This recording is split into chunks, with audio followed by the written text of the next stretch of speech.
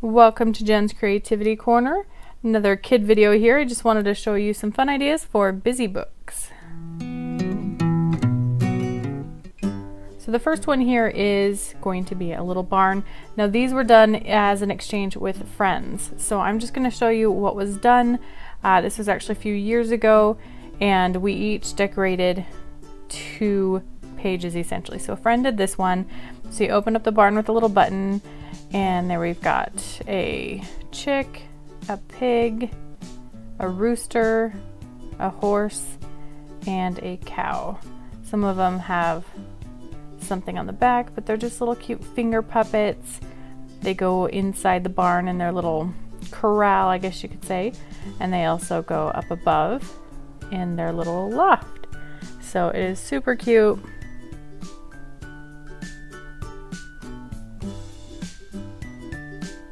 And next up we have a Mr. Potato Head.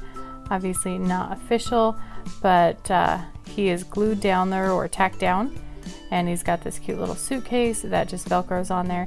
There is a snap inside to keep everything contained, and he's just got the various body parts that you can exchange.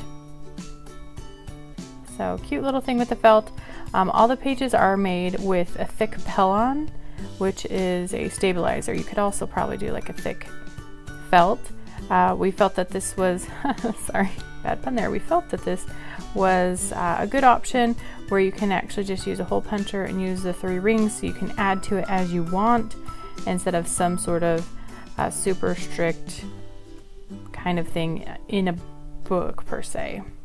So the next item here is going to be the first one that I actually made, and I used my sewing machine. So it's a little mailbox. It's got some Velcro keeping it there. You've got a little pocket. You've got the flag on a button, and then a little envelope that I hand stitched. It's got a snap on the back, and inside I am storing some little stamps that are Velcroed on. I just took them, these are just tiny little scraps, and sewed different designs, and honestly it was very time intensive because I was making multiples of this page. So we would do a swap, right? I would do one for me and then one for like 5 other people. But it was really, really fun to make them. You had little pieces of paper, which they could or could not write on, just to put in the envelope. Maybe made it just a little bit tight. And then they can put it inside of the mailbox, lift up that flag, and have fun with that. This is the other one that I made for the exchange, just a little tic-tac-toe. So I tacked down some ribbon. On the one side it is actually machine sewn. This side I actually did stitching by hand, and the Velcro is actually like a sticky one that I used additional glue to make sure it was super secure.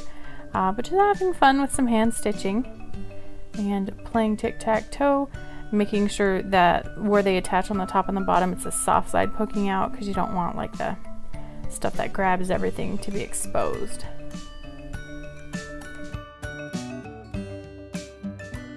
Next up is these cute little balloons done by my friend, where you can just do some basic color matching. I just think it's so adorable, all these different little ribbons and perfectly shaped little colors. So just some Velcro and attaching it on there. Nothing too fancy, but probably one of the sturdier, really good ones of this set. Next up we have a puzzle. So they use some fabric paint on this felt, and then there's a little bit of Velcro to make this pocket. And then here you have, can you figure it out? I guess maybe I ruined it in the thumbnail.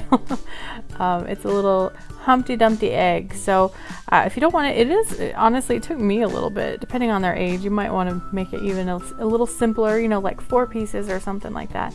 But cute little puzzle. And all in all, it can go right back in where it came from.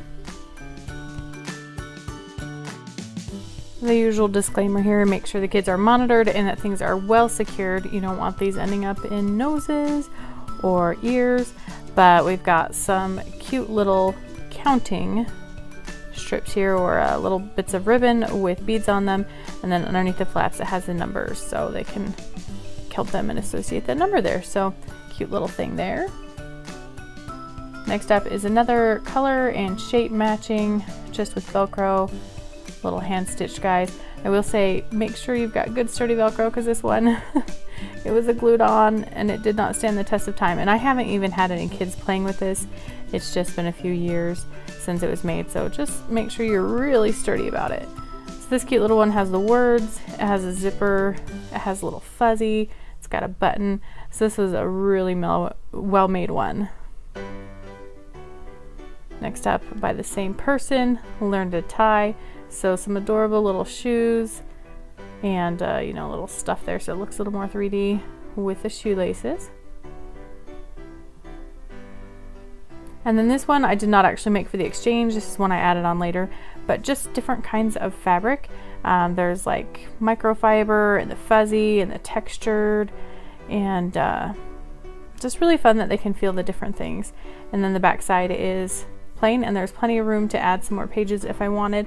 So it's a really fun thing to do for an exchange. If something like this is exhausting for you to think of doing a whole thing with all of these pages, then feel free to just get together with some friends and exchange a few pages that you each will make. I really thought it was a great idea and I love doing it.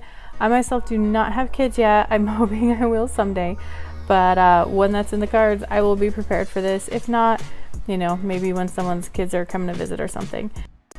If you like this video, please give it a thumbs up and consider subscribing for awesome videos for kid stuff and craft and cooking and all the above.